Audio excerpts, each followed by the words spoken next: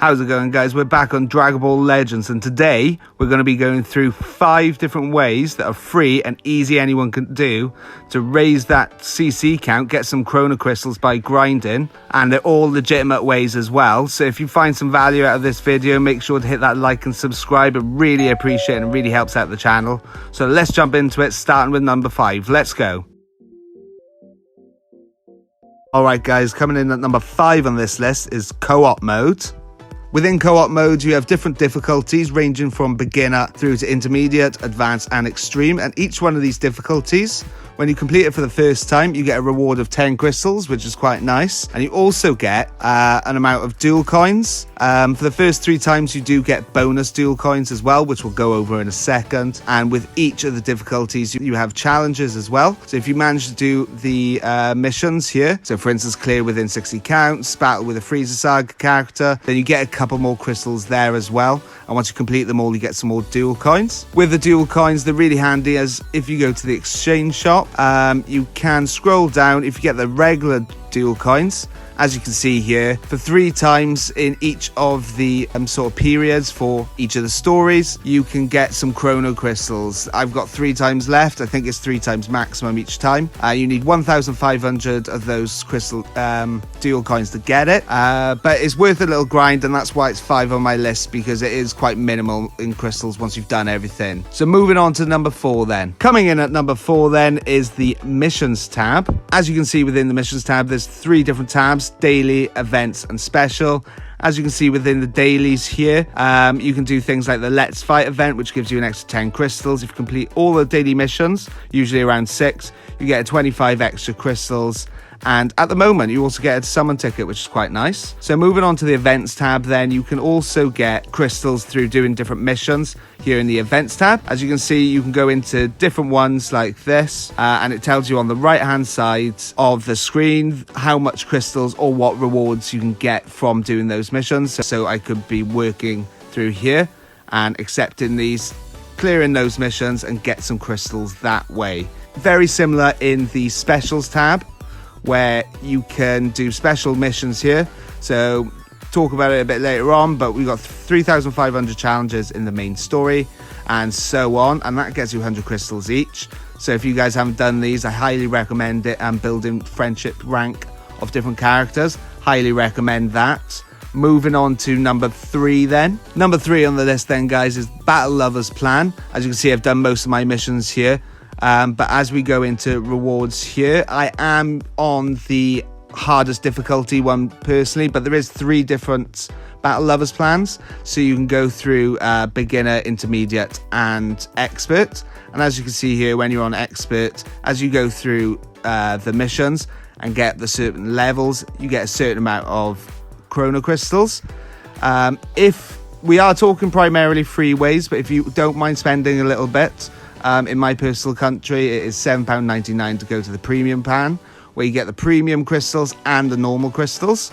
And all you have to do is actually just complete the missions that show here. So as you can see, I've got a couple still there, and they're pretty easy.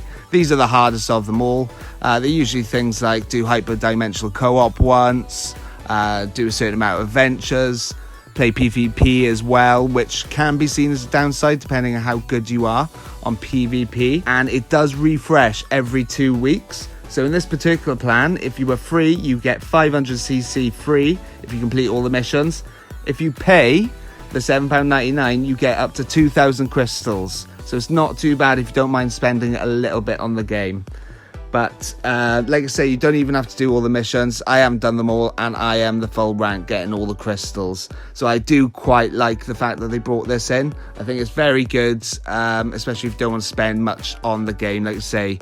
And you get increments of crystals, so you can plan it wisely. Coming in at number 2 then is a little bit of a double whammy.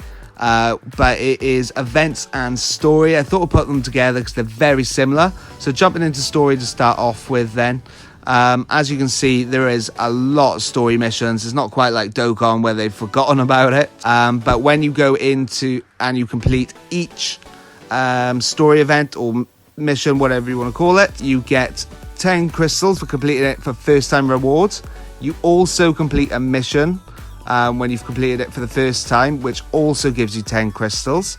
And each one has a series of challenges. So if you go through these and complete these as well, you get 3 Chrono Crystals per challenge completed. As you can see, I haven't done cover change 3 times as of yet. Moving on to event then, like I said, it's very similar, but they do release a number of different events quite frequently where you can jump into and you can do pretty much the same. So every time you complete it, you get, for the first time, you get 10 CC, and there is a number of challenges for each one as well. Worth noting for events as well, that in the recommended tab, as you can see here, we've got one that's comes up, or something similar like the Hercule event, where it's a Chrono Crystal capture. You can actually complete this event and they give you free crystals as well. So it's usually once a day, so if you do come across them, make sure to keep an eye on them.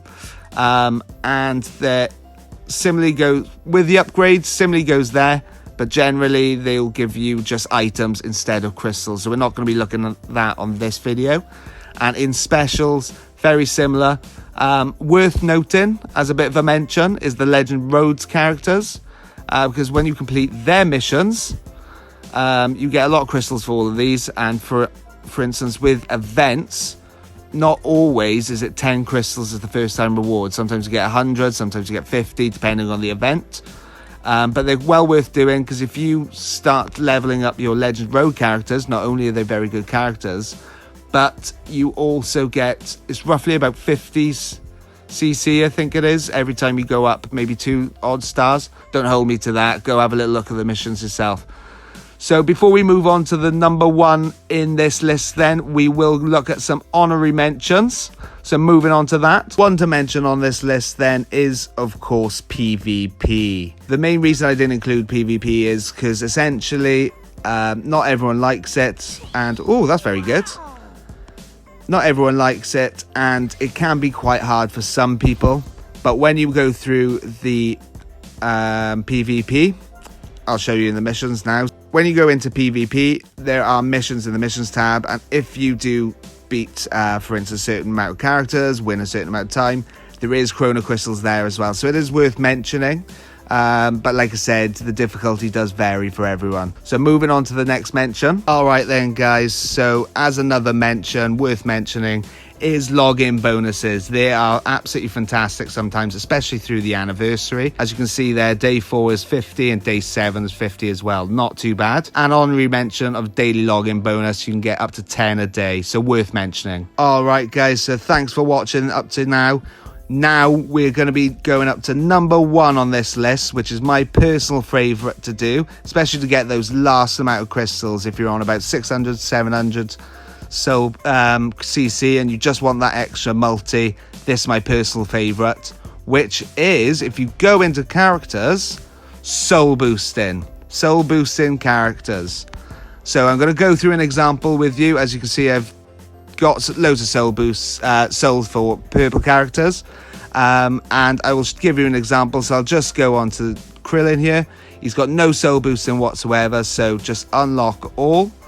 Put him to 100%. Obviously, this is quite dependent on how many characters you've got, how long you've played the game a little bit, how many you've done this to already, but it's worth doing. As you just saw through Krillin, a mission did come down then. So that's what we're aiming for, is those missions. Each time you fill out 100 soul panels, you get 10 crystals. So it sounds like a lot, but when you work through it, it really isn't. So we've done 3 characters there, so we're going to go through and we are just going to claim all these from the missions tab. And so it will be in Z missions. And as you can see here, I'm just going to fast forward this bit as we claim them all.